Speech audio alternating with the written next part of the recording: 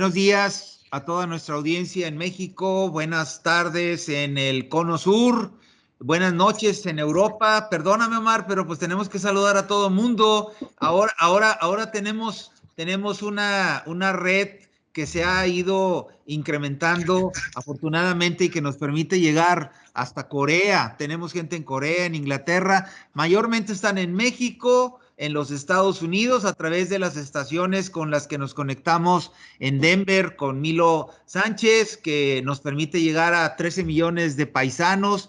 Saludo con mucho gusto a nuestro invitado en el programa de hoy, mi amigo Omar Cervantes. ¿Cómo estás, Omar?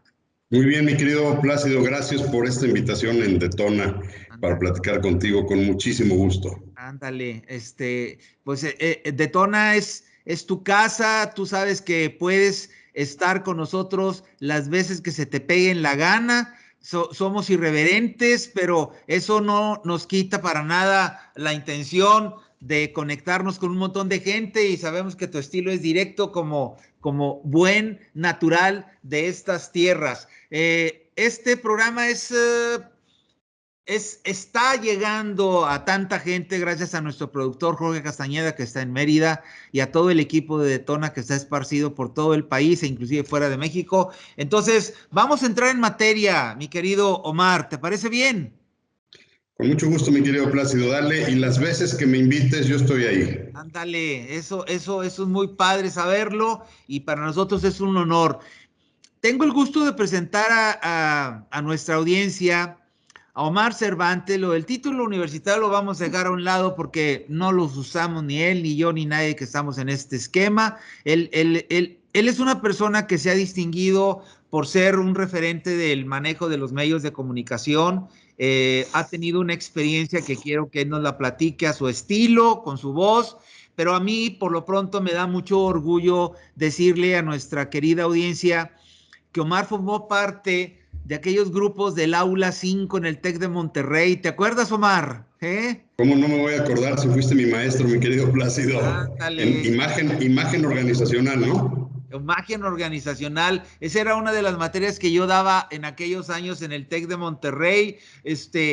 Van a decir nuestros queridos audientes, van a decir, chiva, pues este vato de Plácido es más viejo que la madre. Le digo, no, hombre, espérate, pues si yo tenía alumnos que eran de mi edad. Omar sí es más joven que yo, pero tenía alumnos que eran inclusive mayores, como Sonia Garza Raport, Dima Braña. Me van a matar porque estoy haciendo un poquito como para que le calcule la edad, pero de aquellos años, uno de mis alumnos distinguidos era mi querido Omar, a quien le hemos seguido la huella de éxito que ha tenido por todos lados y que obviamente en estos momentos cobra especial relevancia porque uno de los talones de Aquiles, y ya vamos a entrar directamente en el estilo irreverente de este programa, mi querido Omar, pues uno de los talones de Aquiles de la cuarta transformación es precisamente el manejo de la información. Ahí tú nos vas a decir, es información, es comunicación, pero también lo es talón de Aquiles de muchas empresas privadas que desgraciadamente están viendo en estos momentos cómo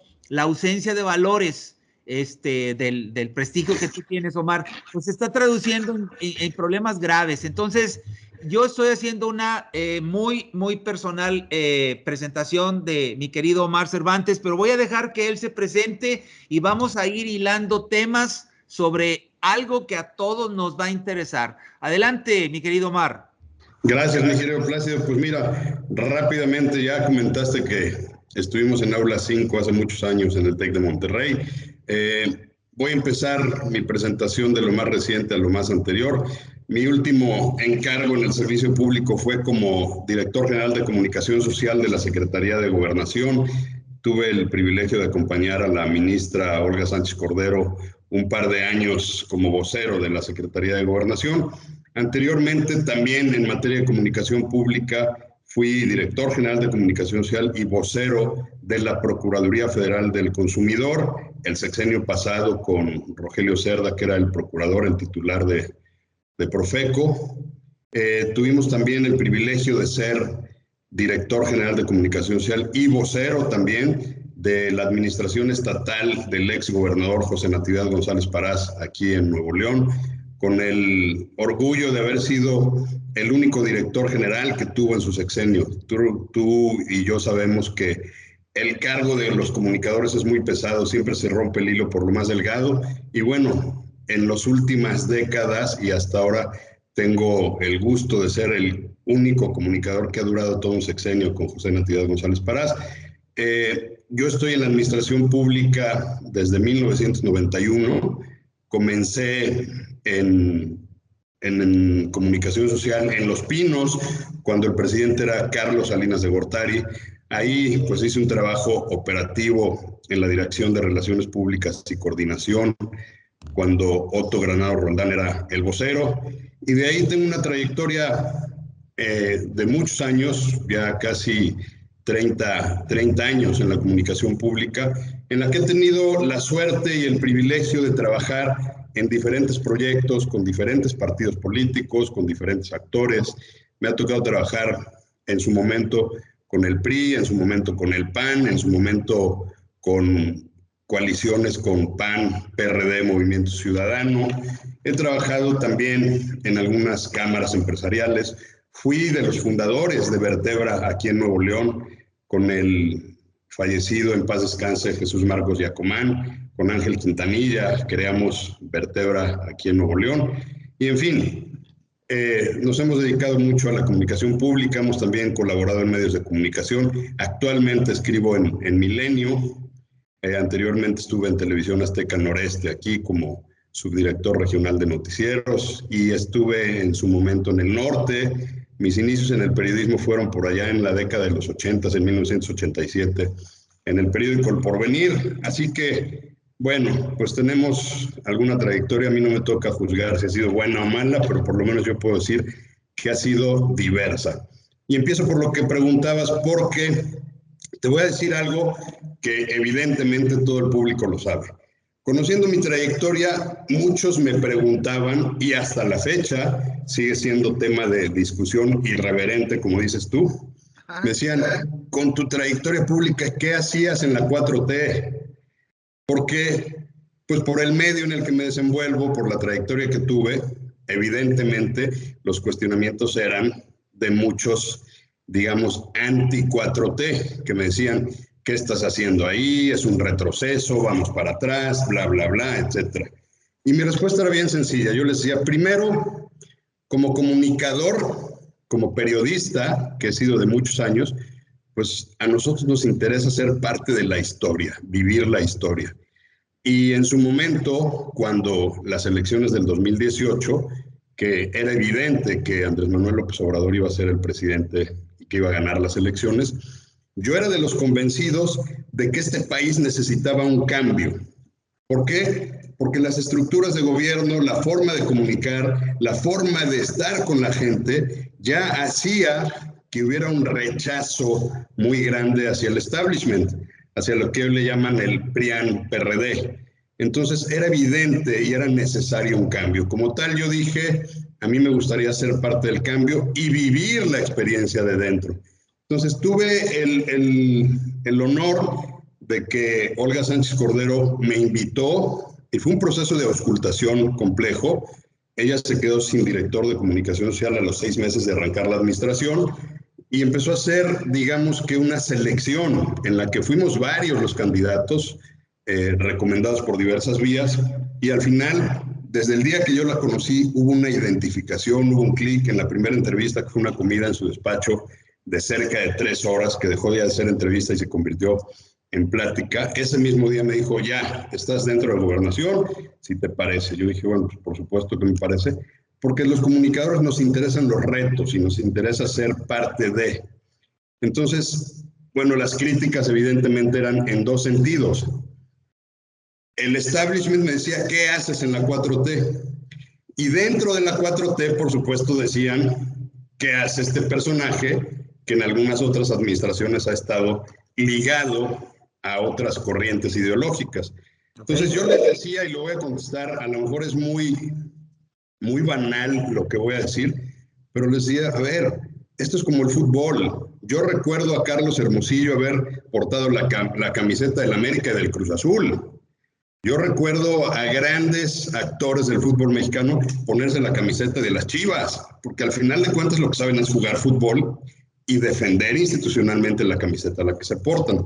Entonces, esa ha sido mi tónica. Cuando Olga Sánchez Cordero me dice, por mí estás dentro, pero tienes que pasar un escalón, y aquí entra un poco en la forma de comunicar de la 4T, pues tuve que ir a entrevistarme con Jesús Ramírez, que es el vocero del gobierno federal. Jesús vio mi currículum, me dijo, a ver, tienes una trayectoria amplia en la administración pública, estatal y federal, has manejado presupuestos, has manejado grupos, has estado de ambos lados del escritorio como periodista y como vocero. Entonces tu perfil se me hace muy correcto, pero al final la última palabra la tiene Olga Sánchez Cordero. Y bueno, afortunadamente entramos, hubo críticas, por supuesto, de adentro. Tenía yo pocos días cuando le mandaron un mensaje a la secretaria diciéndole, ¿por qué contrataste a alguien que viene de ta? Hicimos una reflexión y ella me dijo, mira, lo único que te pido es que te tropicalices y conozcas el discurso de la 4T y defiendas sus valores. Yo le decía, a ver, yo comulgo con muchos de sus valores. Yo sabía que el país necesitaba un cambio y yo estoy convencido de que este cambio y esta transformación se tiene que dar. La ruta que ha marcado el señor presidente puede ser criticada o puede ser aplaudida, dependiendo de la cachucha con la que se le vea, pero evidentemente conozco los postulados de la 4T y entonces empecé a elaborar, respondiendo a tu pregunta, ¿cómo se comunica la 4T? A ver, todo emerge del establecimiento de la agenda, la famosa agenda setting, que la pone el señor presidente en la mañanera todos los días. La mañanera criticada, aplaudida, finalmente es un fenómeno de comunicación que debemos estudiar, quienes también somos estudiosos de esto, porque todos los días a las 7 de la mañana él está marcando la agenda. Y en la administración de la 4T, te quiero decir, la comunicación se maneja de manera central. El vocero es el jefe funcional de todos los directores generales de comunicación social, de todas las dependencias. Dentro de las responsabilidades que teníamos, pues evidentemente era estar viendo la mañanera, bajar si había algún tema de la mañanera que fuera para nuestras áreas. Evidentemente Gobernación tenía mucha tarea en ese sentido, y establecer nuestras propias agendas. Y fue evolucionando. Al principio te quiero decir que los voceros naturales, los secretarios o los titulares de dependencias, estaban agazapados. Si tú recuerdas, la gente decía, es que no hay ningún vocero más que el presidente, ¿por qué no salen? Y después el presidente mencionaba voceros para temas específicos, diversos funcionarios, porque había una política centralista de comunicación que decía que cualquier entrevista que solicitara cualquier medio de comunicación tenía que ser autorizada o no directamente por la Dirección General de Comunicación Social y vocería de la presidencia. Además de que evidentemente en el gabinete había gente muy nueva que jamás había tenido exposición en los medios, entonces decían, pues si el presidente está comunicando, nosotros nos ponemos a trabajar. Y este es un factor que habría que analizar porque pues hubo funcionarios y hubo voceros de algunas dependencias que a mí me decían, y lo digo abiertamente, es que tenemos que cuidar a nuestros titulares de los medios. Y yo les decía, ¿cómo cuidar si los medios no son enemigos? Los medios tienen una libertad que pueden ser crítica, pero tenemos que usar los diferentes canales de comunicación. Entonces, esta política central incluía que había varios chats de comunicación, había un chat de imagen donde todos los diseños y toda la imagen de las dependencias tenía que ser autorizada por el área de imagen de la vocería, había un chat de redacción, de prensa, donde todos los boletines tenían que ser autorizados por el área de vocería, había, por supuesto, se centralizaron los recursos financieros, las relaciones comerciales, se redujo, y eso es algo que yo sí aplaudo, porque de tener un gasto estimado de 30,000 millones de pesos entre partidas directas y partidas discrecionales del anterior gobierno de la República de Enrique Peña Nieto, aquí el presidente lo que hizo fue desaparecer las partidas de comunicación y lo redujo a 3,000 millones de pesos. Y en ese ejercicio, quienes autorizaban o quienes autorizan todavía la pauta, las campañas y las relaciones comerciales con los medios, también es el área de Presidencia de la República. Entonces, ¿qué te quiero decir con esto? Llegó una vocería y una dirección general muy poderosa que a su vez mandaba la señal a todas las dependencias. Esto generó al principio un cierto rezago de las dependencias que decían, no lo muevo porque Presidencia me lo tiene que autorizar, etcétera, etcétera.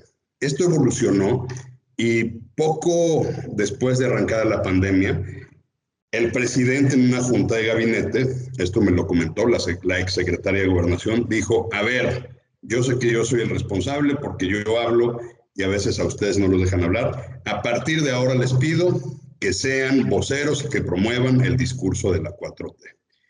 Entonces, es una manera de comunicar diferente. A mí me tocó trabajar en administraciones anteriores, tanto con el PRI como con el PAN, y ser vocero aquí en Nuevo León. Y son estilos. Yo no podría decir si esto es bueno o es malo.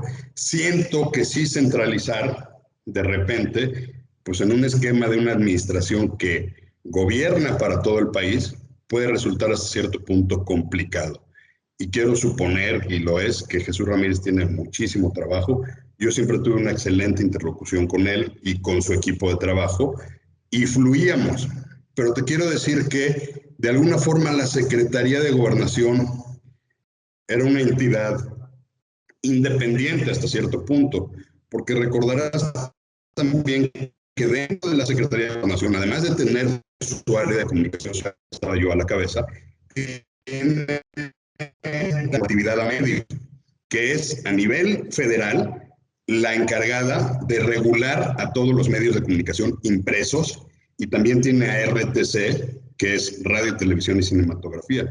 Entonces, Gobernación tiene otra función, porque además de su área de comunicación, Gobernación es el interlocutor natural con las empresas, de los medios impresos, de los medios alternativos, de la radio, de la televisión y del cine, en cuestión de contenidos y en cuestión de la relación de libertad de expresión. Entonces, la secretaria tenía una interlocución mucho mayor, me imagino, que otros secretarios, porque evidentemente ella tenía que estar atendiendo ambas carteras. Adicionalmente, ella es una persona que venía de la Suprema Corte, venía ya con una trayectoria muy amplia. Entonces ella ya tenía un posicionamiento en medios muy claro. Te voy a poner un ejemplo. Ella es amiga personal de Joaquín López Dóriga, y de Carlos Marín, me decía, es que los tres somos del 47, crecimos juntos, hemos evolucionado juntos, somos amigos. Entonces, cada vez que Joaquín pedía una entrevista, por supuesto, se la dábamos. Recordarás en alguna mañanera donde el señor presidente se le fue a la yugular a Joaquín, y entonces a mediodía yo le dije a la secretaria, oiga, secretaria, está bien que tengamos estos espacios, pero también hay que saber leer los mensajes del presidente. Lo mismo nos pasaba con el Universal, con Grupo Reforma, que nosotros teníamos que tender puentes de comunicación, mientras que, bueno, la agenda en la mañanera era diferente. Entonces fue una experiencia muy interesante. El discurso de ella, a veces teníamos que adaptarlo. Uno de los puntos de quiebre, recordarás perfectamente, seguramente tu pluma algún comentario habrá hecho al respecto, cuando el 8 de marzo de 2020, el 8 y 9 de marzo, cuando desaparecieron las mujeres de la calle, cuando dijeron ninguna mujer sale, y se celebraba el Día Internacional de la Mujer, y entonces el presidente tenía un discurso muy claro al respecto, donde decía, yo soy un presidente humanista que defiende los derechos humanos y tal. Y todo el tema del feminismo, que no lo voy a mencionar. Mientras que la secretaria de Gobernación sí era una ferviente creyente y además promotora de las causas de las mujeres desde otras trincheras en las que había ella participado. Ella fue la primera notaria pública por oposición en la Ciudad de México. Ella fue ministra de la Suprema Corte de Justicia, fue constituyente de la ley que da vida a la hoy Ciudad de México, y es una convencida de sus causas y de sus luchas de muchos años, entre ellas el feminismo. Entonces teníamos que hacer un mensaje que fuera acorde a lo que se piensa en todos estos nichos. Teníamos que ser la barrera de contención con estos grupos que estaban cuestionando la política del presidente, hasta que afortunadamente, por ejemplo, un día el presidente le dijo: secretaria, a partir de hoy, en el tema de mujeres, usted y el Instituto de la Mujer, Nadine Gassman, son las únicas voceras autorizadas. Y entonces el presidente lo que hacía es: tema de feminismo, véanlo con Gobernación. Entonces ahí había que manejar los equilibrios, no solamente con los medios, sino con los grupos y con todos estos movimientos que fueron sucediendo. Entonces te puedo decir que la experiencia de comunicar en estos contextos, pues realmente para mí fue un privilegio. Como estudioso de los fenómenos de comunicación, creo que hay mucho que entenderle esto. Termino esto con una pregunta. Cuando de repente veíamos campañas institucionales, veíamos los mensajes del señor presidente, y un día lo comenté yo con la exsecretaria de Gobernación, y ella me decía a mí: a ver, Omar, yo ya le entendí, y creo que esto la gente no lo ha entendido. A ver qué opinas tú, mi querido Plácido. La gente no entiende a quién le está hablando el presidente. ¿Quién es el público del presidente? Y el público del presidente, por supuesto, son esos 30 millones de votantes que lo llevaron a Palacio Nacional y que él conoce perfectamente porque ha recorrido todo el país, y entonces evidentemente él usa las redes sociales como canal de comunicación, y él usa el esfuerzo territorial, los eventos en tierra, para estar en contacto con todos ellos, porque esa es la base a la que le está hablando el presidente. Entonces decían: ¿por qué no le habla al Círculo Rojo? ¿Por qué critica a estos grupos de poder? ¿Por qué critica a los medios de comunicación? Y yo les decía: bueno, independientemente de la historia del señor presidente, que tiene todo un tema con los medios de comunicación, lo que pasa es que él le está hablando a la base, y él está usando los medios que le llegan a la base. Por eso no pone un énfasis en, él mismo lo dice: vamos a cabildear la nota en Reforma, en el Universal, en el Heraldo. Él le está hablando al público que conoce perfectamente y con el que tiene más de 12 o 18 años de estarse comunicando. Y creo que esa es la gran lección, y que creo que los medios de comunicación y otros grupos no entendían, porque se sentían desplazados o marginados, cuando yo les decía: no es que estén marginados o desplazados, es que el presidente le está hablando a su base social, porque está convencido que la transformación debe llegar a ellos. No le está hablando al público de Reforma, no le está hablando al público del Universal. Entonces, esto hay que analizarlo. ¿Cómo va a terminar el sexenio del señor presidente? ¿Cómo va a terminar la 4T? Bueno, yo veo cosas favorables, yo veo cosas en las que puedo no estar muy de acuerdo. Sin embargo, de que había que tener un cambio en el país, era necesario. Y hoy, de cara, aunque estamos muy adelantados al proceso del 2024, yo veo un grupo de la 4T muy sólido para poderle dar continuidad, sobre todo, y lo digo abiertamente de forma irreverente, porque es lo que yo digo en todas las pláticas, porque yo no veo un líder o un proyecto opositor ni en el PRI, ni en el PAN, ni en Movimiento Ciudadano, ni en otros corrientes, ni en el sector empresarial, que hoy, 4 de octubre del 2021, puedan decir: yo voy a dar la batalla. Porque además los grupos están divididos. El PAN está dividido, el PRI cada vez pierde más fuerza, Movimiento Ciudadano, que es un movimiento emergente, está creciendo, pero tiene solamente Jalisco, Nuevo León y representación en las cámaras. Entonces, Movimiento Ciudadano sí podría ser una fuerza, pero yo no creo que en 3 años le dé para que ellos solos construyan. Entonces, creo que en el 2024 la forma de comunicar va a tener que ser a través de alianzas que generen una contracorriente contra la 4T. Y yo les decía a algunos de los que participaron en los grupos estos de Va por México, les decía: es que la forma en que casaron al PRI y al PAN fue muy precipitada. Entiendo los motivos electorales, pero en la manera de comunicar la forma es fondo. Y hace cuenta que los casaron como una hija embarazada que había que casarla, y bueno, pues dale. Entonces casaron al PRI y al PAN sin medir todo lo demás. Les funcionó en algunos estados, pero ahora de cara al 24 yo les decía: ¿cómo va a llegar la oposición? Dividida, va a haber 2, 3, 4, ¿cuántos candidatos va a haber? Y dependiendo de eso y dependiendo del trabajo que haga la cuarta transformación encabezada por el señor presidente, es como veremos qué va a suceder en este país en el 2024. No sé si quedó clara tu pregunta. Yo creo que acabas de hacer una exposición de motivos que revela de alguna manera lo que estamos viendo como producto de esta estrategia de comunicación y que muchos no acaban todavía de dimensionar. Ese es el primer punto. Voy a permitirme hacer una glosa, mi querido Omar, porque ese es el término correcto de lo que acabas de plantear para crear, en base a esa glosa, un puente que nos lleve al siguiente tema. Si te parece bien. Por supuesto. Ahí va.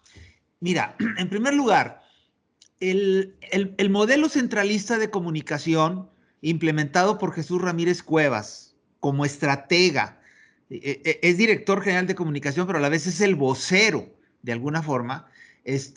Si nos vamos a los cánones de la comunicación moderna, y tú los conoces muy bien, sé que estás al día, la tecnología de punta habla de la segmentación, y dentro de esa segmentación, pues obviamente que estamos enfrentándonos a un trabajo todavía mayor que el one shot, que de alguna manera la centralización. En primer lugar, ni con todo el equipo de capacidad y de número que Jesús tenga, le va a dar la vida para poder tener centralizado como lo tuvo en un principio, porque yo detecté que fue en un principio. Vamos a decir 1 año y medio, quizá por ahí 2. Yo no estoy, perdí la línea de tiempo, Omar, respecto a eso, pero sí noté un cambio que tú acabas de decirlo ahora en este momento y forma parte de mi glosa. De repente, sin saberlo, intuí que el presidente había cambiado la estrategia y de haberles callado la boca o ponerles un tafetán, simplemente a las vocerías de cada una, ya no digamos del gabinete ampliado, del gabinete, de las secretarías, de repente noté como que le soltó la vara. Digo, órale, ya es momento, de alguna manera. Yo creo que eso fue una estrategia del presidente en 2 sentidos. La primera fue que Jesús Ramírez, en toda la capacidad que tiene, que tú la acabas de mencionar, no se compara con los años de experiencia de cómo hablarle al pueblo de López Obrador. Y sin que fuera una crítica, yo más bien fue una manera a través de la cual el presidente dijo, yo me quiero asegurar de que las 3 vueltas que le he dado al país y el contacto que tengo con la comunidad esté presente ahí, de alguna manera. Entonces, ahí se notó un cambio en la estrategia, en donde yo creo que el primer agradecido fue Jesús Ramírez Cuevas, cabrón. Yo me acuerdo que yo platicaba con Jesús, en aquel entonces estaba en un principio, ¿tú te acuerdas? Jesús Cantú Escalante, ahí estaba. Sí, sí. Viejo amigo de acá de Monterrey, que luego cuando se lo llevaron a la Secretaría de Economía dije, qué bárbaro, man, te aventaron un salvavidas y antes de que llegara ya estabas diciendo que sí, cabrón.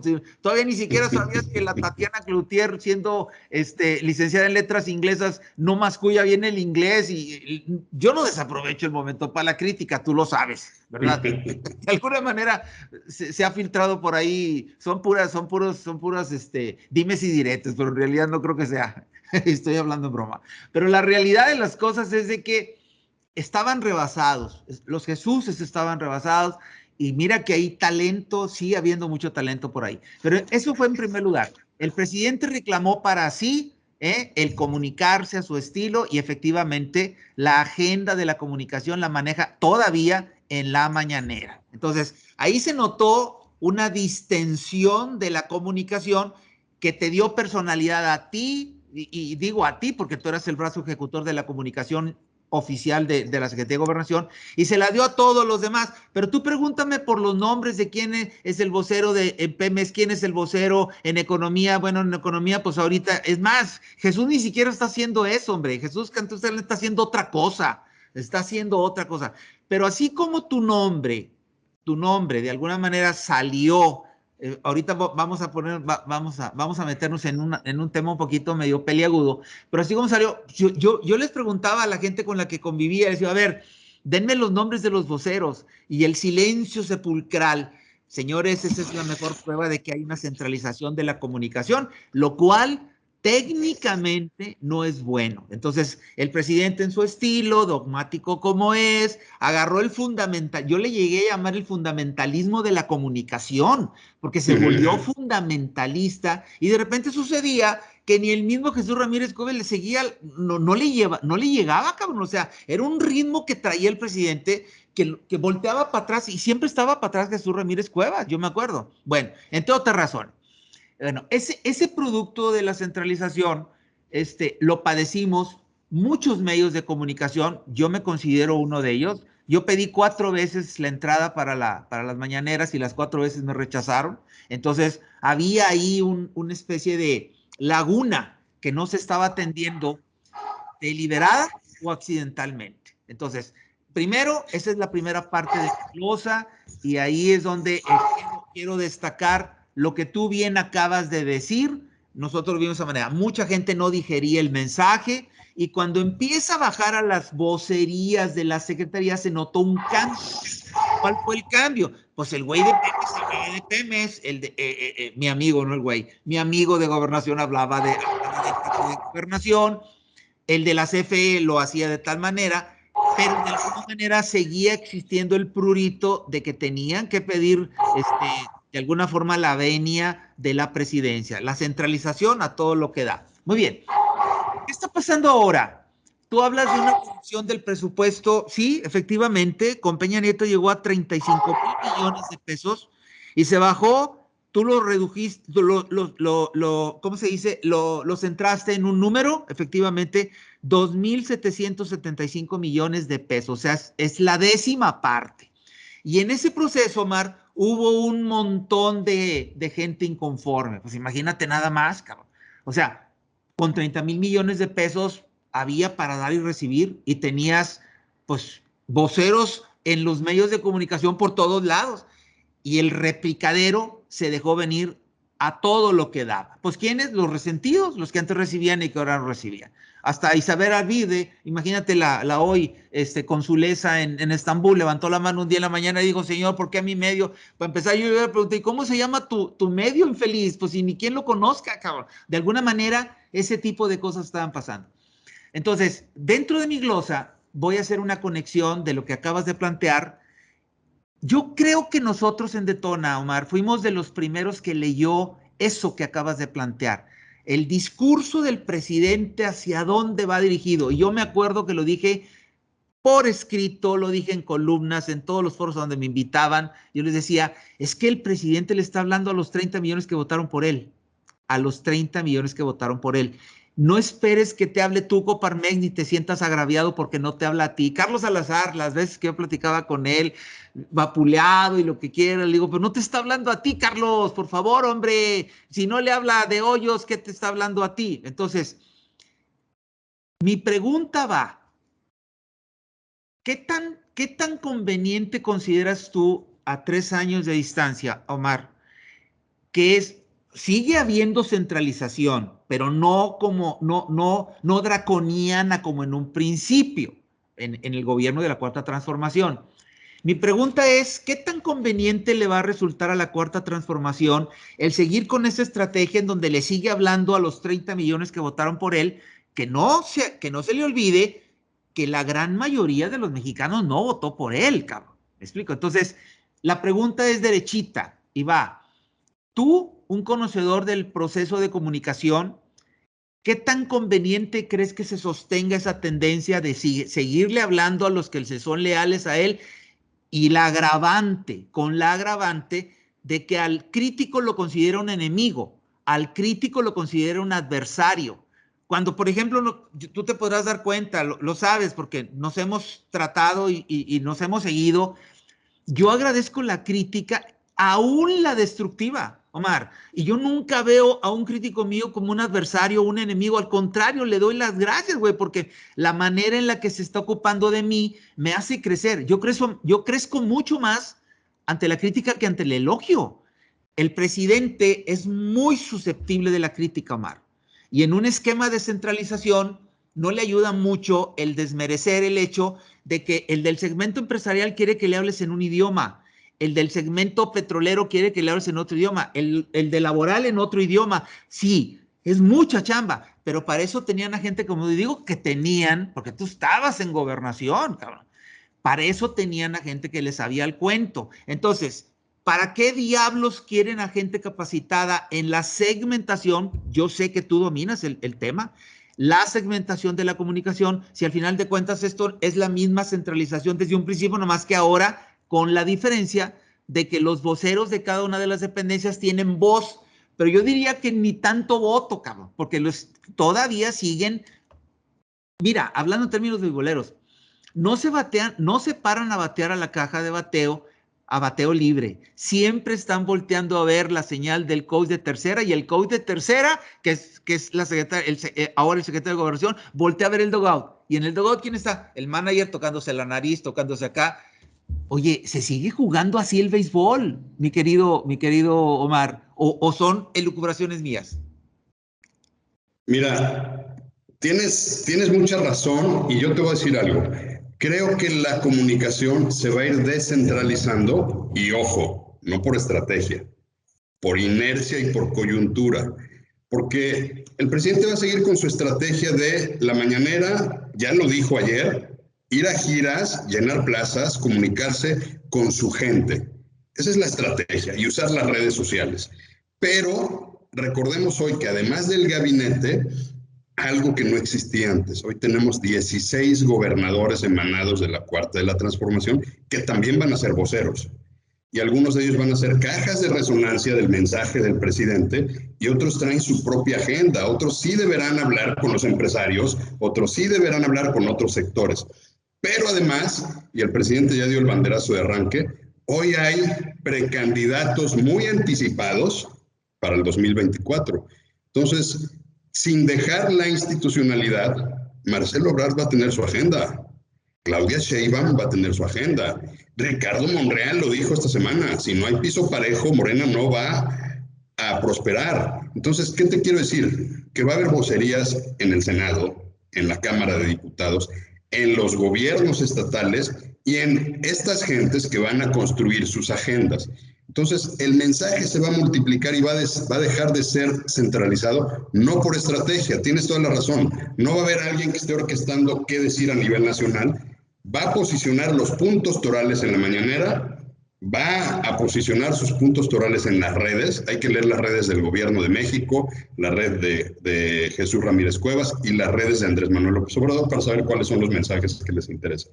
Pero con todos estos voceros, el mensaje se va a multiplicar y creo que hay dos sectores con los que sí se va a empezar a comunicar el gobierno de la Cuarta Transformación.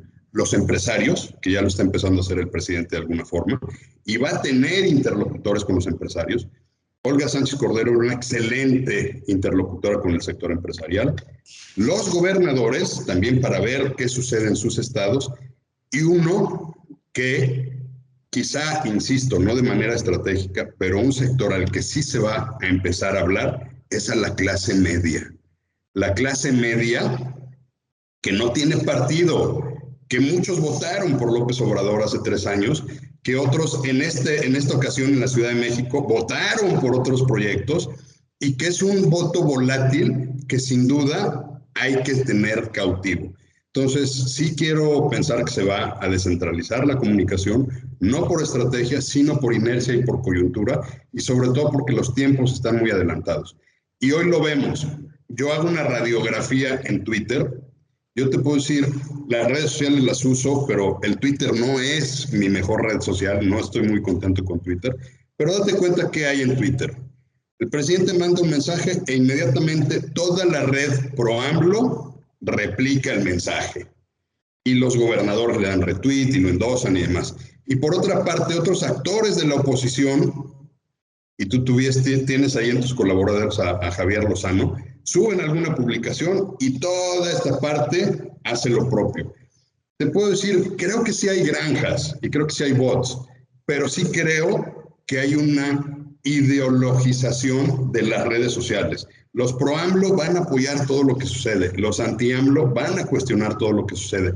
Y eso que está sucediendo en las redes sociales, de alguna manera es un reflejo de lo que sucede en la vida real. Entonces, sí creo, sobre todo quienes pretenden ser candidatos en 3 años, que ya están haciendo sus estudios de cómo hablar con esos segmentos que de alguna forma no eran la base de la 4T y que van a salir a votar en el 2024, como sucedió en Nuevo León.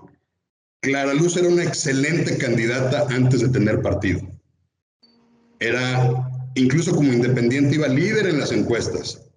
¿Qué pasó? Independientemente de temas internos o de posibles errores de un par de notas, verdaderamente cuando le ponen el chaleco marrón, cuando la morenizan, yo tengo excompañeras mías a las que les mando un saludo del TEC de Monterrey que me decían, Omar, era la mejor opción, pero jamás vamos a ir con Morena. En la fila donde yo voté, aquí en Cumbres, que es un sector conservador, decían que no llegue la 4T. Entonces, a todo ese público, si quieren tener una base electoral más amplia, hay que empezarle a hablar. El caso de Clara fue muy complicado porque en 3 meses no puedes hacerla de Morena, ni se comunicó con Morena eficientemente, tuvo todas las grillas internas que pudo tener, y la base que ella traía como mujer líder independiente, pues pagó la factura de la alianza de la 4T. Entonces, el fenómeno de Nuevo León es un fenómeno que hay que analizar. Por eso hace un rato yo decía, solamente veo que Movimiento Ciudadano puede ser un movimiento verdadero emergente y hay que analizarlo con quién se va a aliar en las elecciones estatales del 2022 y del 2023. No hay que perder de vista Movimiento Ciudadano, porque hoy es el único partido que la gente dice no es ni el PRI, ni el PAN, ni el PRD, y hay que verlo. Y por eso ganó Samuel. ¿Por qué? Porque Samuel se comunicó con toda esa gente que se movilizó para ir a votar, porque no querían el establishment, porque Jaime Rodríguez los decepcionó como independiente y porque a pesar de ser Clara la mejor opción, en Nuevo León decían no queremos a la 4T en Nuevo León. Y es una manera de tener un equilibrio. Entonces, creo que los mensajes sí se van a descentralizar, pero también el riesgo de una descentralización sin estrategia, estarás de acuerdo, es que se puede convertir esto en un club Montessori, donde cada uno traiga su agenda. Exacto. Y entonces vamos a ver qué pasa y vamos a ver quién le paga los medios. Digo, ya lo vemos.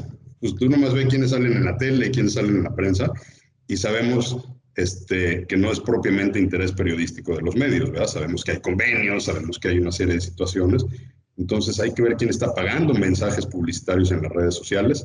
Es un fenómeno bien interesante que como comunicadores no hay que perder de vista porque hay mucho que hacer y hay muchas cosas que todavía este país necesita para que podamos ser una democracia que se pueda comunicar verdaderamente con lo que la gente está esperando.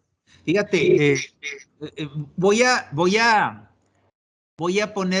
empezar a cerrar el grillete, como decimos nosotros, sobre lo que acabas de plantear.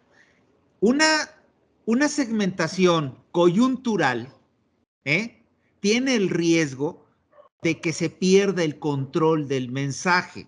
Tú lo acabas de decir con el ejemplo del Montessori, en donde todos los huercos, digo, para la gente que no sabe qué es el sistema Montessori, es que cada pinche huerco hace lo que se le pega la gana, cabrón. Y el maestro acá en la baba, es que aquí es la libertad y la madre. Por eso, no jodas, güey. Se necesita que haya una estrategia. Personalmente, mi querido Omar, yo no soy partidario de la segmentación por coyuntura, porque puedes crear un pinche monstruo del que te va a salir peor el remedio que el mal. Esa es la primera. Ahora, viene la otra. Fíjate que está grueso el tema de lo que quiero plantearte. Al principio hablaste tú, te referiste a Ángel Quintanilla, un amigo muy querido para mí, que es muy querido para ti. Ángel Quintanilla tiene un esfuerzo desde hace muchos años, pro bono lo hace, lo cual tiene mucho más mérito, de la Semana de la Comunicación en la Universidad Autónoma de Nuevo León, en la Facultad de Comunicación. Este programa que estamos haciendo, mi querido Omar, lo vamos a enlatar, lo vamos a difundir a través de todas nuestras redes, pero yo se lo voy a entregar directamente a Ángel, porque es uno de los compromisos que yo tuve con él cuando me invitó. Yo ya tengo varios años trabajando con él en este proyecto que es todo externo. Es un proyecto muy interesante porque va enfocado al alumnado, que puede llegar a convertirse en un factor de cambio en el tema que tanto queremos tú y yo, que es la comunicación. Entonces, lo vamos a difundir, va a tener su gente por todos lados que lo va a ver, pero se lo voy a entregar enlatadito a Ángel para que sea la aportación tuya y mía para esa semana de comunicación. Y va a ser un verdadero trancazo, güey, porque te aseguro que hablando de vocería en materia de comunicación, yo no encuentro gente que esté del calibre o del calado tuyo. Y te lo digo, tú sabes que no me gustan los elogios y menos decirlos, te lo digo de verdad. Eso siempre lo he creído. Ahora, fíjate que ahora que le acabo de dar profundidad a lo que estamos haciendo en este momento tú y yo, que además de que es para la gente de tus plataformas y de las de Detona, viene un tema especialmente peliagudo. Tú mencionas que dentro de esa apertura, a ver, por coyuntura, el presidente le va a empezar a hablar a la clase media. En primer lugar, sería un error no hacerlo, pero aquí hay un agravante interesantísimo. La clase media es la netamente aspiracionista que existe en cualquier país. Y a los aspiracionistas nos acaba de dar en la mera madre con un mensaje y otro. Yo capto el mensaje. Yo casi te puedo decir que no es esa la prioridad sustantiva del presidente, pero desgraciadamente es lo que está en la lectura. Yo lo he discernido esto con especialistas, me faltaba hacerlo con ti, chingado, pero lo he discernido con especialistas de México, de Estados Unidos, y llegamos a la conclusión de que no tengo pruebas para poderlo demostrar. A lo mejor tú me ayudas un poquito por ese lado, porque mis contactos no llegan todavía a ese nivel, pero yo casi puedo jurar que no es propiamente que el presidente se le haya tirado a la yugular a la clase media, pero lo hizo. El tema es que lo hizo y de alguna manera está agraviando el aspiracionismo de quienes estamos entre los dos sándwiches. Claro, el sándwich que está abajo de nosotros, que son los pobres, ha crecido terriblemente y arriba de nosotros también son menos, pero tienen más lana, cabrón. La clase media es la que convierte las ideas en operaciones. No hay de otra. Y en todo el mundo, en la historia moderna, en la historia antigua, se sabe. La clase media es la transformadora. Y ahí es donde entra mi gran duda sobre el conflicto que puede llegarse a presentar con la cuarta transformación. En la definición de transformación, al negar el valor que tiene el aspiracionismo, está negando a la clase que transforma la posibilidad de hacerlo. Tenemos 13.5 millones de paisanos en México que son los que sostienen la economía mexicana con remesas históricas de 50,000 millones al año. Ellos son aspiracionistas. Entonces, me gustaría que pudieras platicar aquí cuál es la perspectiva que tienes tú de cómo el presidente va a modificar su centralismo para empezarle a hablar a una clase media que ahorita en este momento, sí te lo digo, Omar, está agraviada, cabrón. Está agraviada por el mensaje presidencial. ¿Cómo le va a hacer? O te la voy a poner más dura, cabrón. Te la voy a poner más dura.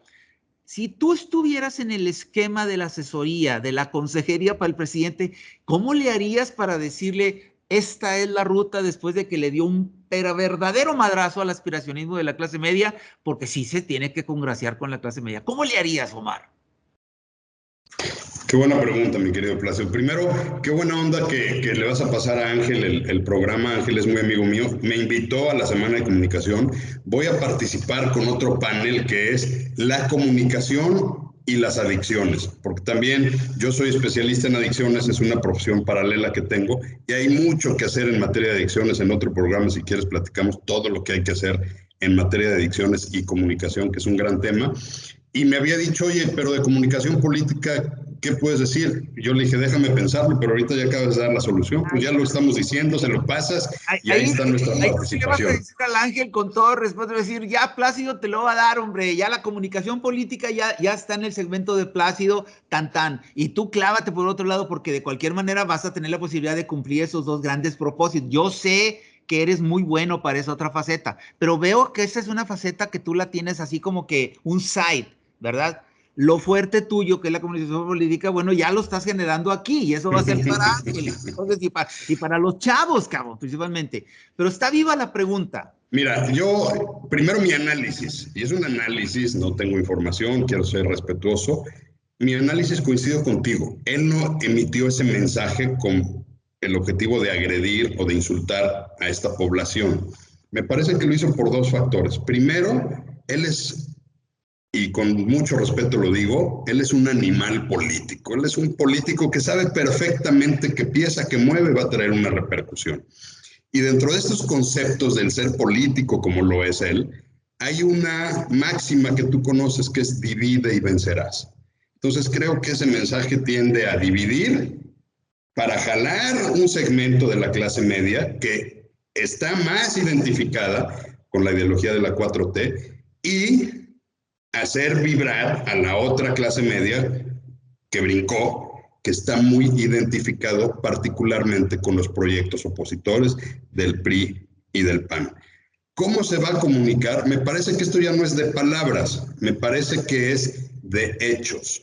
Y creo, y estoy convencido que así lo va a ser, que una vez que la pandemia deje de ser la prioridad, y creo que lo va a ser a partir del 2022, si los epidemiólogos no se equivocan de que ya va a haber vacunas comerciales, de que ya va a haber medicamentos y demás, creo que a partir del 22 va a haber programas sociales y de promoción que incentiven la vida de la clase media, así como lo está haciendo con otros sectores, de alguna forma, a través de la Secretaría de Turismo, a través de la Secretaría de Economía, a través de otros programas, va a empezar a llevar esta transformación a la clase media.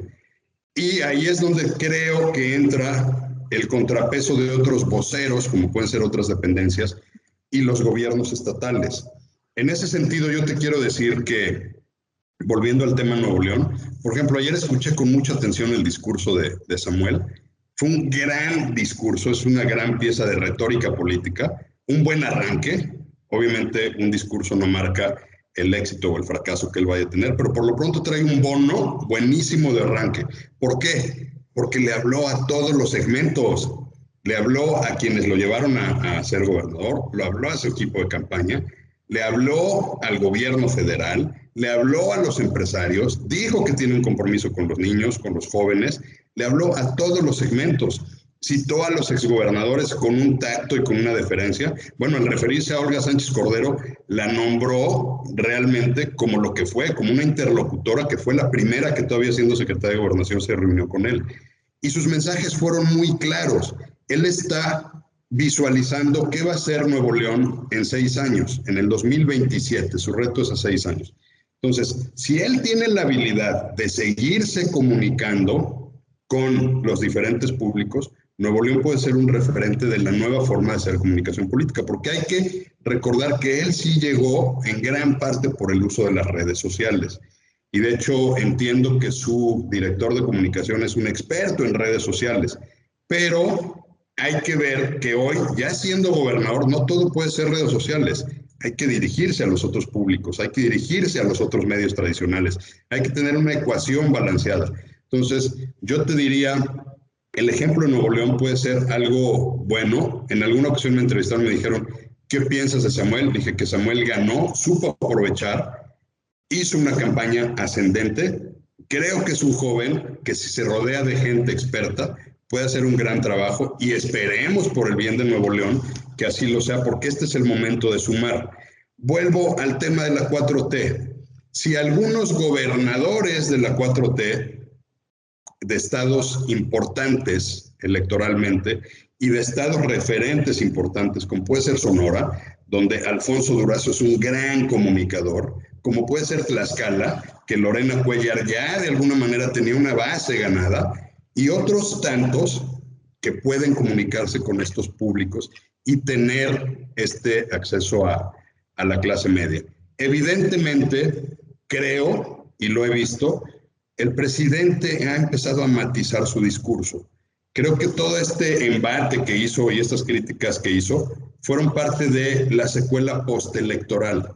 Ya lo postelectoral ya pasó, ya los gobernadores están tomando posición, ya hay nuevo Congreso de la Unión en la Cámara de Diputados. El presidente, estoy seguro, va a empezar a modificar su discurso y los programas prioritarios para el 2022 seguramente sí le van a llegar a la clase media, porque sí hay en los análisis un factor determinante de que las clases medias votaron y no votaron a favor de la Cuarta Transformación y pueden ser el fiel de la balanza en el 2024. Dime una cosa, Omar, ¿te buscó Samuel o la gente para el área de comunicación de su gobierno? Fíjate que no, en alguna ocasión algunas gentes me llamaron y me dijeron, oye, nos dicen que te van a buscar. Mi respuesta fue, pues si me llega a buscar, con mucho gusto, me gustan los retos, tiene muchos retos en materia de comunicación y si podemos aportar nuestro granito de arena, pues con mucho gusto lo haremos, pero formalmente yo no he tenido ningún acercamiento con ellos. Ok, dilo tú, ¿quién es el nuevo director de comunicación del gobierno de Samuel? Por lo que he leído y me han dicho es Glenn Zambrano, que por lo que él mismo dice, porque vi su presentación en la cumbre política, la cumbre de comunicación política, él dice, yo soy un gamer que me dedico a la comunicación digital, lo cual me parece maravilloso, Ajá. pero me parece que habrá que reforzar todas las demás áreas de la comunicación, que es cómo llegar el mensaje asertivo a los diferentes públicos a través de las diferentes plataformas y los medios de comunicación. Si comete el error de Jaime de subestimar a los medios tradicionales de comunicación, si se pelea con ciertos sectores sociales y se dedica solamente a las redes sociales, bueno, pues ahí están las consecuencias de Jaime. Entonces creo que Samuel tiene un gran reto por la conformación de su gabinete. Creo que sí tiene mucho interés en hacer bien las cosas y ojalá por el bien de Nuevo León, lo decía yo ayer, después de algunos sexenios difíciles, y no por hablar yo bien de Natividad González Parás, que fue mi gobernador y mi jefe, y como dijo Samuel ayer, su maestro de todos los martes, pero el referente que dejó González Parás fue muy alto. Después vino Rodrigo Medina, que hizo cosas buenas en algunas áreas, pero fue muy cuestionado en otras.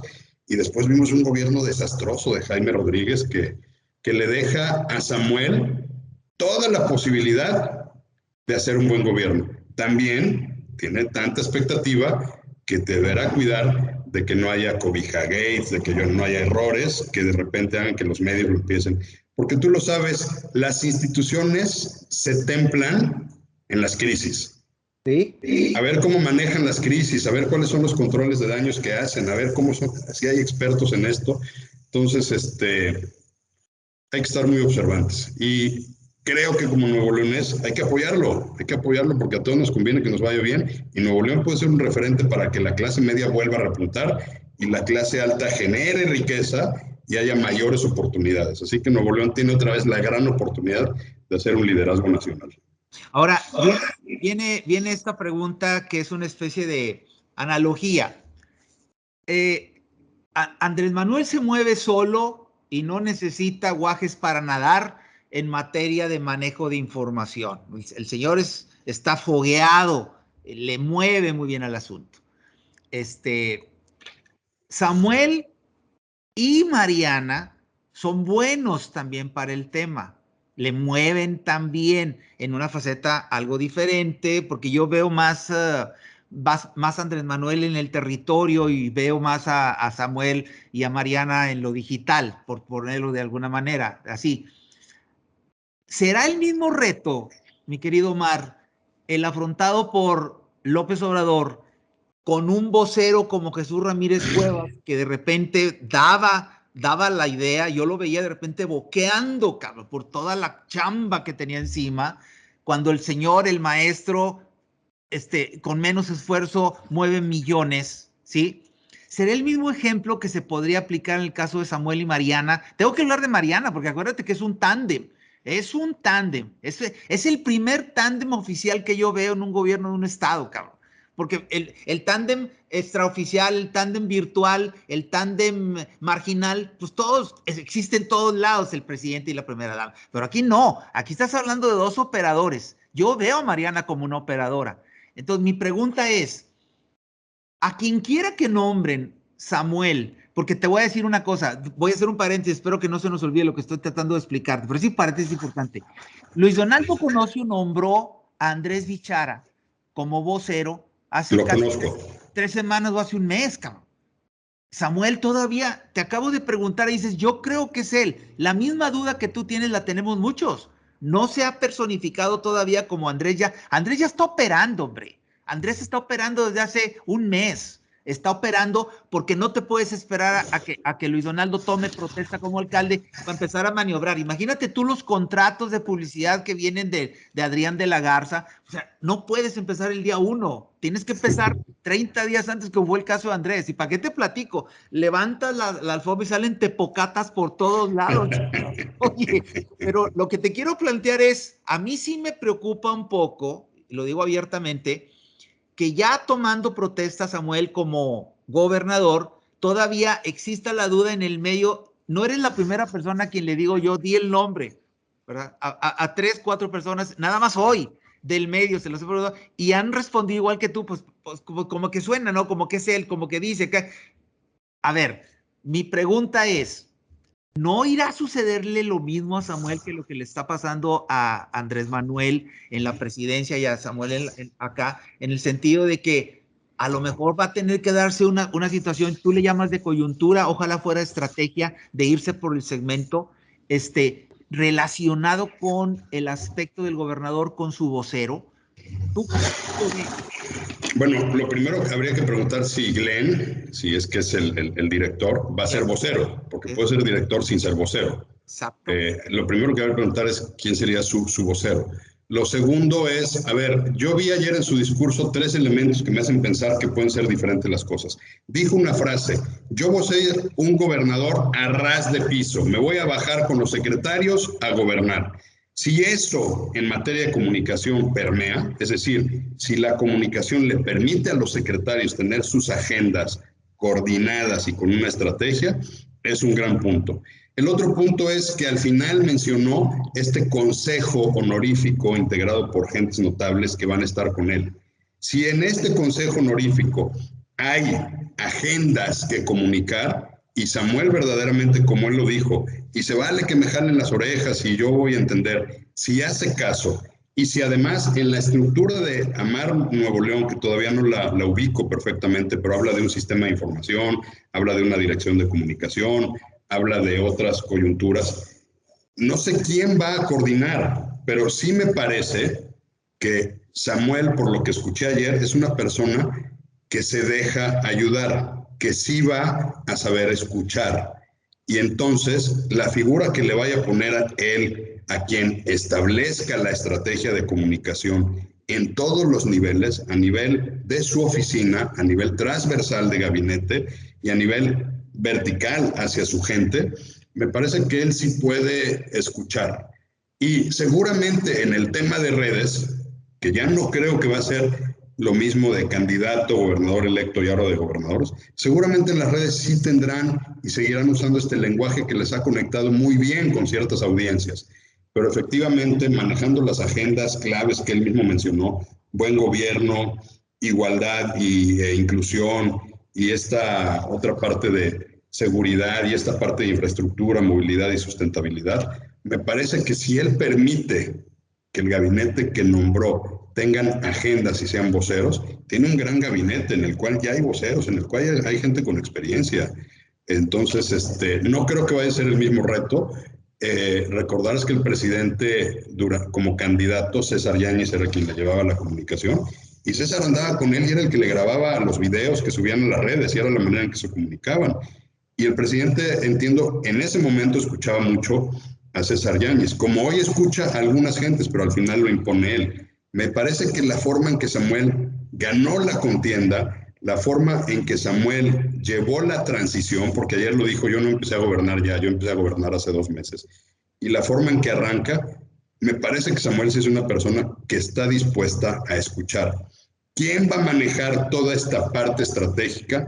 No lo sé. Y tú y yo como comunicadores, me parece que deseamos que sea una persona que tenga esta visión de poderle traducir en mensaje a las diferentes audiencias todo esto que ayer él dio en un gran discurso. Entonces, no sé, no sabría contestarte porque no sé exactamente cuáles son las funciones de comunicación de Glenn Zambrano.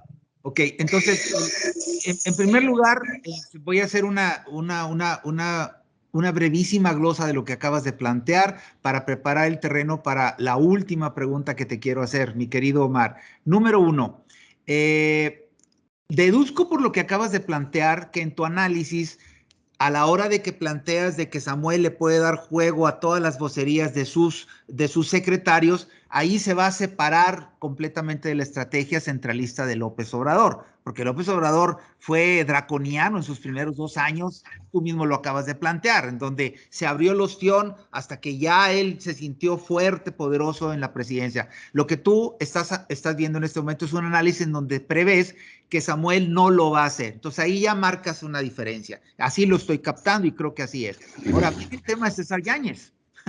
César Yáñez era el dedo chiquito del presidente, antes de la boda, de aquella famosa boda, Hola y la madre, en donde César Yáñez se equivocó, ¿verdad? Pregúntame dónde está César Yáñez. A lo mejor está operando cerca del presidente, pero la instrucción que recibió, no te quiero ni siquiera 1 centímetro arriba de la superficie, porque desgraciadamente la sola mención de César Yáñez trae a colación un capítulo muy negativo para el proceso de comunicación. Efectivamente, César Yáñez era el que manejaba todo, pero yo me acuerdo que en una ocasión en Puebla, Omar, lo vi con un celular grabando y yo le pregunté a César, ¿qué estás haciendo? Digo, esto es lo que el jefe necesita para sus redes. No tenía más, cabrón. Era César y su celular. Así lo manejaba. Y fue el Así es. Pero se necesita tener muchísima confianza para decirle a alguien que haga eso. Pues pregúntame dónde está César ahorita, pues ya es el producto de sus errores, ¿verdad? Bueno, pero ahí está. Me queda bien claro el análisis que acabas de hacer de Samuel. Yo coincido contigo. Es una gran oportunidad para darle juego a talentos que existen, exceptuando los prietitos en el arroz que yo mencioné en mi artículo, que tú sabes muy bien quiénes son. El Pollo González, que yo dijo, él es un expriista que luego se convirtió en ex morenista y próximo ex emesista, porque el tipo va a brincar. Ese es uno, el otro es Aldo Fassi, con que yo sigo pensando que es un arreglo que Samuel está haciendo para, fíjate, es más fácil jalarle cuentas a un subordinado que a un fugado, porque tú lo dejas libre a Aldo Fassi y se va a ir a las costas del África y la madre por tanta cosa que está pasando aquí, pero eso no es tema en este momento, porque quiero llegar al punto. Ya estamos sobre la hora, mi querido Omar, y te agradezco mucho tu paciencia. Platícanos, Omar, ¿qué fue lo que pasó con el famoso audio de Julio Scherer relacionado a aquella anécdota de la cual se derivó el que tú ya no estuvieras en la Secretaría de Gobernación? Quisiera que nos lo platicaras de manera irreverente, cabrón. Adelante. Mira, de manera irreverente te voy a decir, no era el primer golpe que me daban, lo dije hace un rato, el yo haber llegado a la Secretaría de Gobernación siendo vocero, con todo el apoyo de la secretaria, evidentemente yo era incómodo para algunas gentes.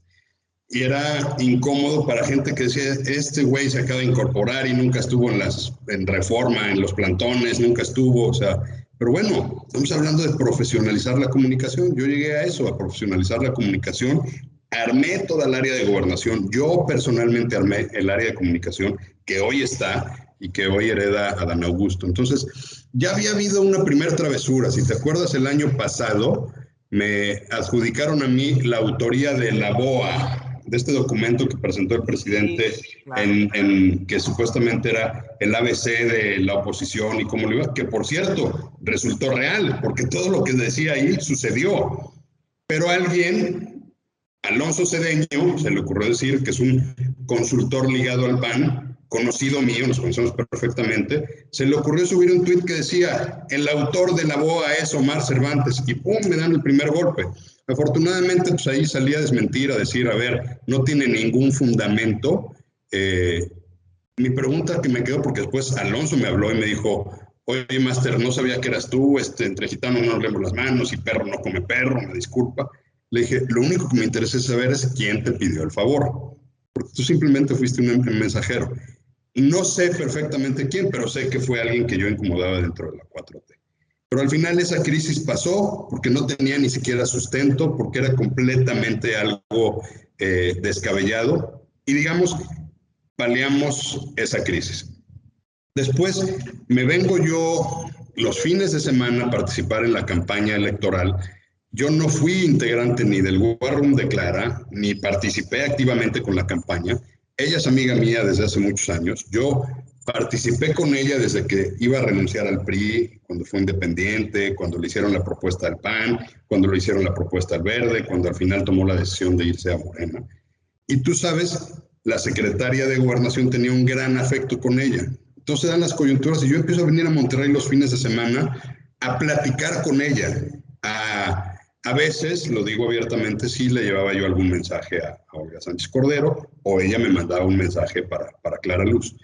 Y en ese sentido, pues seguramente fui otra vez foco de atención de decir, a ver, Omar Cervantes está viajando cada 8 días a Monterrey, como si la gente no supiera que yo de aquí soy, de aquí estudié y aquí crecí, aquí me formé. Entonces, digamos que de alguna manera seguí siendo yo presa del espionaje, que sí hay, y lo digo con todas las letras, que sí hay en los niveles de gobierno. No te puedo decir quién me grabó, pero sí te puedo decir el para qué. Y el para qué era bien claro. Este pleito, que no era un pleito, entre Julio Scherer y Olga Sánchez Cordero, que nunca fue un pleito, tú le preguntabas a ella en corto, y yo lo hablé muchas veces con ella, me decía, es que yo no tengo un pleito con él, somos de estilos diferentes, hacemos las cosas muy diferentes, ya cada quien interpretará qué es hacer las cosas de un estilo diferente. Entonces, esta agenda que de alguna manera ya se había ventilado en medios y demás, encuentran el perfecto motivo a través de lo que grabaron conmigo. Que ojo, fíjate, ahorita tú me preguntaste por Julio Scherer. Yo te diría, en el audio jamás menciono a Julio Scherer. Dije, los Scherer.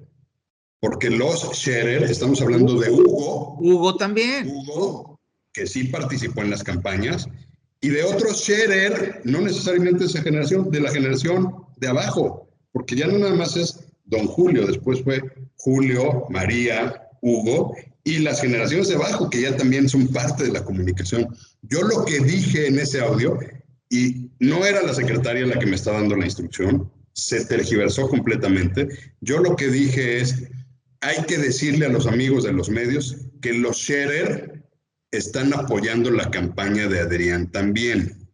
Después lo sintieron como un golpe para Adrián. No era ningún golpe para Adrián. Era simplemente algo que efectivamente se estaba diciendo en el interior, no solamente de la campaña, sino de muchos extractos de Morena y de otros lados. Entonces, pues evidentemente lo filtran para pegarle a la secretaria de Gobernación, no a mí. Incluso ese lunes que yo me veo con ella, me dice, platiqué el tema con el presidente no me dio ninguna instrucción, comenté el tema con Jesús Ramírez lo que dijo es, va a ser complicado poder operar, por lo que acabamos de platicar, en una política centralizada, pues evidentemente él de alguna forma ya no hubiera querido tener contacto con alguien cuestionado. Entonces yo le dije, a ver, secretaria, aquí lo que obliga es mi renuncia. En el control de daños del manejo de crisis, que conozco perfectamente el ABC porque soy experto en planeación estratégica, en control de daños y en manejo de crisis, mi renuncia es lo que impera. Pero esto no va a terminar aquí. No van a estar en paz hasta que usted deje de ser secretaria de Gobernación. ¿Quién o quiénes? No lo sé. Al final ella no me quería dejar ir, yo hice una relación muy estrecha con ella, la quiero mucho, seguimos en contacto, es una gran mujer de quien aprendí mucho, pero yo hice lo correcto porque el misil no era para mí, yo me atravesé en un fuego cruzado, me pegaron, así es la política, así lo asumí, y bueno, eso permitió que me regresara a Monterrey, que hoy estoy aquí en Monterrey, que me establecí como consultor independiente, me dicen, ¿te volverías a emplear? Digo, bueno, pues hay que ver de qué estamos hablando y para qué. Por lo pronto tengo mi despacho de comunicación, que es colectivo en línea, marketing y comunicación estratégica, me sigo dedicando a las adicciones, estoy en los medios, y al final, bueno, pues ya no está la secretaria de Gobernación, ya no está Julio Scherer, a quien por cierto yo respeto, las 2 veces que hablé con él fueron con respeto, y yo no me refería a Julio. Si la gente después de esta entrevista de manera irreverente dicen, entonces estabas hablando de Hugo, fuiste tú el que lo dijo, no fui yo. ¿Y quién movió todos los medios? Bueno, pues alguien de los alcances de...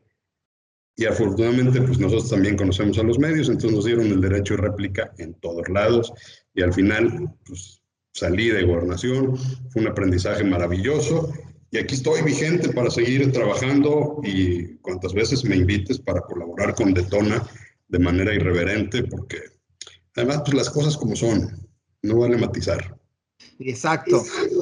Mi querido Omar, quisiera que enviaras un mensaje a las nuevas generaciones que se están formando en este momento en la Universidad Autónoma de Nuevo León y que en general hablaras de la gran responsabilidad que tienen estos nuevos comunicadores que van a venir a ser factor verdadero de cambio, porque de alguna manera a nosotros nos está tocando ser los pivotes, pero quienes van a ser los factores de cambio, pues van a ser los que se están educando ahorita en las aulas, mi querido Omar. Entonces, ¿qué les dirías a todos ellos considerando tu experiencia, considerando el haber, tú participas tanto en el sector privado como en el sector público, estás en los medios? Yo creo que el mensaje que les des en este momento debe de ser bien tomado en cuenta y de hecho yo se los pido que lo tomen en cuenta porque no va a ser cualquier persona a la que se los va a decir.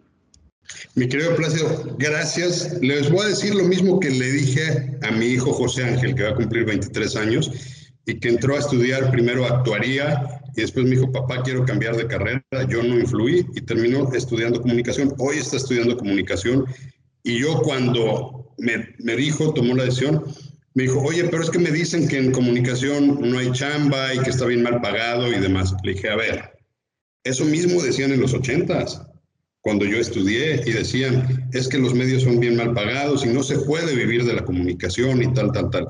Yo lo que les digo a los chavos hoy, y se lo dije a mi hijo, es, se puede vivir dignamente de la comunicación, y enfrente a mí tengo un triunfador que se llama Plácido Garza, y yo les puedo decir que lo que he hecho y de lo que vivo es de la comunicación. Claro, empecé de abajo, subiéndome en camión a reportear, empecé haciendo trabajos de mecanografía cuando las máquinas de escribir todavía eran de esfera. O sea, no por salir del tecnológico en Monterrey quise llegar a que me dijeran, eres editor y esta es tu oficina o eres gerente. Empecé de abajo. Lo que yo les diría a los chavos es, disfruten la universidad, aprendan desde ahorita, si posible, independientemente de que se los pidan por obligación, el servicio social, las prácticas, empiecen a trabajar en lo que les gusta o vayan pensando en lo que les gusta, porque efectivamente lo acaba de decir Plácido, los jóvenes son el agente de cambio no de mañana, de hoy, de hoy. Hace poco criticaban a los jóvenes que trabajan con Marcelo Ebrard y ya son chavos entre 20 y 30 años que están tomando las decisiones y las riendas de la comunicación de este país. Entonces yo les diría, aprovechen su estancia en las aulas, tengan bien claro qué es lo que quieren hacer. Yo en lo particular siempre me visualicé siendo un comunicador político. Cuando yo conocí Los Pinos me asombré y dije, yo quiero dedicarme a esto. Es una carrera difícil, pero es una carrera con muchas satisfacciones. En alguna ocasión me dijo una maestra en edición de revistas, los errores del contador pegan en las finanzas, los errores del médico pueden enterrar gente, los errores de los comunicadores se publican y todos los ven. Entonces yo les diría, es una carrera complicada, definan muy bien el área en la que quieren participar, entreguen su pasión, por algo están estudiando. Claro que hay oportunidades, claro que hay manera de salir adelante.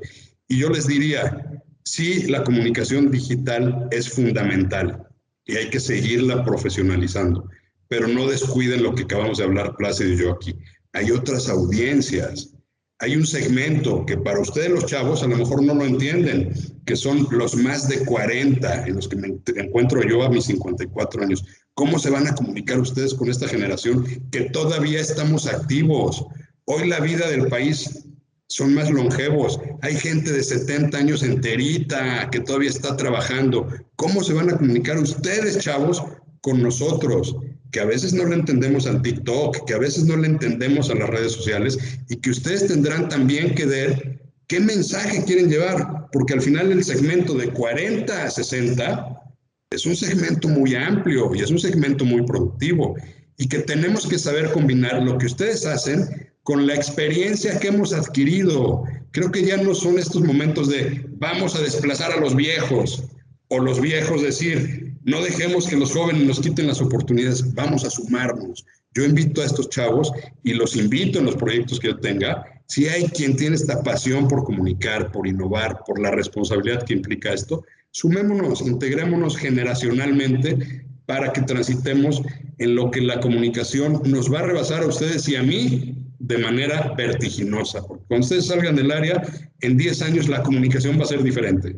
Así que actualicémonos, sumemos fuerzas y por supuesto se puede vivir dignamente siendo un buen comunicador. Mi querido Omar, muchas gracias por este tiempo. Ha sido muy aleccionador, ha sido muy revelador y yo creo que muy importante este último mensaje que les acabas de enviar a los factores de cambio actuales, porque como bien dices tú, el cambio ya llegó, señores, y algunos ni siquiera se han dado cuenta. Te mando un abrazo, mi querido Omar. Otro para ti, Plácido. Un abrazo y Detona es tuyo. Las veces que quieras, ya Cuando sabes, me invites. estamos para Cuando ti. me invites, con gusto. Gracias, Omar. Gracias, un abrazo.